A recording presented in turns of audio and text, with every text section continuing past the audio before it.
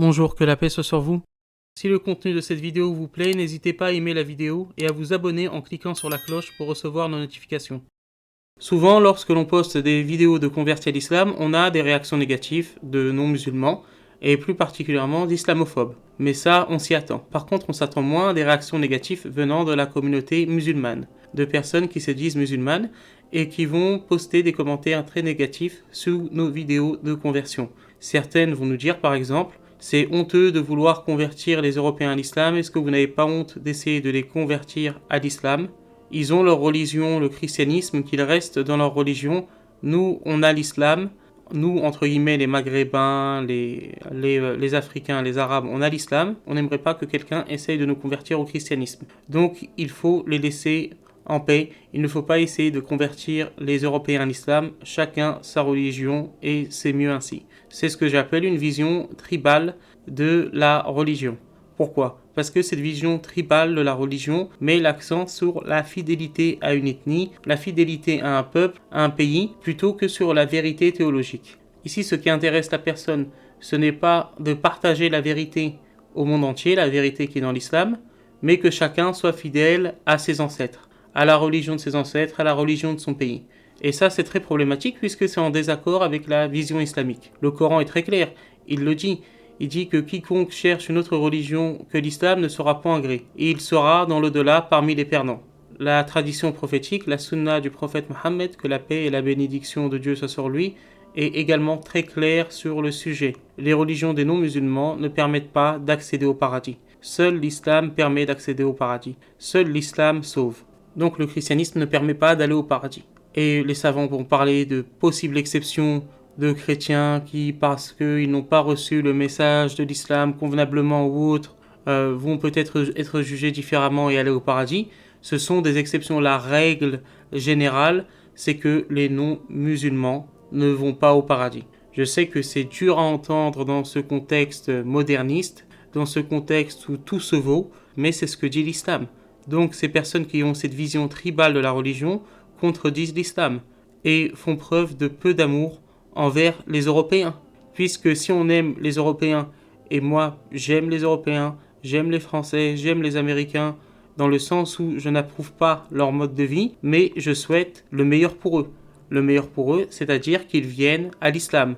Donc ces personnes qui ont une vision tribale de la religion en disant les Européens ont le christianisme, nous les Maghrébins, nous les Arabes, on a l'islam, en fait n'aiment pas les Européens, ou ne lisent pas le Coran tout simplement. Et souvent, cette vision tribale se retrouve plus, et je ne stigmatise absolument personne, mais c'est souvent ce que je remarque, ça se retrouve plus chez les anciennes générations, pas simplement nos parents, mais également des personnes nées en France qui ont 40, 50 ans, et qui ont cette vision que voilà, l'islam, c'est pour nous les Arabes, pour nous les Maghrébins, les Européens ont leur religion, et ça fonctionne bien comme ça. Chacun a sa propre religion, et personne n'essaye d'appeler à sa religion, d'appeler entre guillemets à la vérité, personne. Souvent, en tout cas de mon expérience, les musulmans, les jeunes musulmans n'ont pas cette vision tribale de la religion, n'ont pas cette vision relativiste, qui est que chacun a sa vérité selon en fait le peuple auquel il appartient. Mais même parmi les musulmans des générations plus anciennes, cette vision tribale de la religion est quand même minoritaire. Mais c'est une erreur très grave. Et donc c'est pour cela que je fais cette vidéo. Et on voit cette erreur se décliner quand il s'agit de convertir à l'islam, mais on voit aussi cette erreur se décliner lorsqu'il s'agit d'ex-musulmans. La religion de notre peuple, eux, ils ont leur religion, que chacun pratique le mieux et préserve le mieux sa religion. Ça se décline donc, par exemple, pour les ex-musulmans. Et ces personnes qui ont une vision tribale de ce sujet vont mal traiter le sujet des ex-musulmans. Au lieu de dire que les ex-musulmans se trompent et que puisqu'ils ont quitté l'islam, ils vont aller en enfer et qu'il faut à tout prix, par amour, les appeler de nouveau vers la vérité avec sagesse, avec le bon comportement, avec des arguments, etc. Ces personnes qui ont une vision tribale de la religion vont dire « Regardez, les ex-musulmans sont des traîtres. Ce sont des traîtres au Maghreb, ce sont des traîtres à leur ethnie, ce sont des traîtres aux Arabes. » Sauf que, ici, le fait de quitter l'islam n'a aucun rapport envers la traîtrise envers les Arabes. Quitter l'islam, c'est trahir le message de Dieu. C'est trahir Dieu et son prophète. Mais ce n'est pas trahir ses ancêtres ou le peuple arabe, ou les Maghrébins, ou les Africains. Absolument pas. Puisque l'islam n'appartient pas seulement, en tout cas, aux Maghrébins, aux Africains, aux Pakistanais, aux Indiens, mais le message de l'islam est ouvert au monde entier. Donc on ne peut pas parler dans le cas des ex-musulmans de personnes qui trahissent l'Algérie, qui trahissent le Maroc, qui trahissent la Tunisie, qui trahissent le Sénégal ou autre. Ce sont simplement des personnes qui se sont éloignées de la vérité et dont les âmes sont en danger et dont le seul moyen de les aider, c'est d'être bon avec eux en leur parlant avec sagesse, en essayant de les ramener vers l'islam, et si on n'a pas la force de le faire, en les laissant tranquilles. En fait, certains Maghrébins, certains Africains, certains Pakistanais, voilà, dans l'ensemble, certaines personnes qui sont de culture, de pays qui sont musulmans depuis des siècles, pensent que l'islam leur appartient à eux seuls, et que l'islam c'est avant tout leur identité culturelle, c'est l'identité de leur pays, etc. Et comme vous savez, je suis pour le respect des identités culturelles. Par contre, notre fierté pour notre culture ne doit pas faire passer au second plan ce qui est le plus important, c'est la religion, la vérité.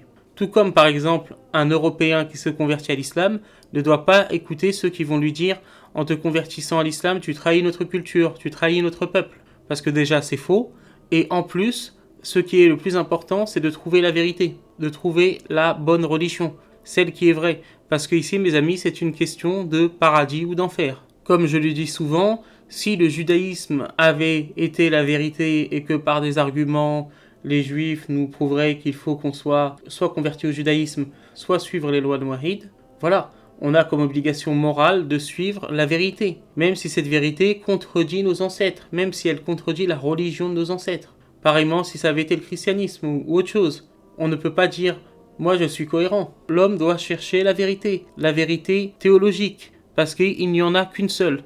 Donc ce discours tribal de dire « vous avez votre religion, vous les Européens, pratiquez-la », nous on a notre religion, nous les musulmans, donc on restera musulmans, non pas parce que l'islam c'est la vérité, mais parce que l'islam c'est la religion de nos ancêtres. Ce n'est pas une vision islamique, c'est une vision en fait sous couvert de tradition, sous couvert d'identité culturelle, c'est une vision relativiste, moderniste, c'est une vision très moderne. Je vous remercie pour votre attention, que Dieu vous bénisse et que Dieu vous garde.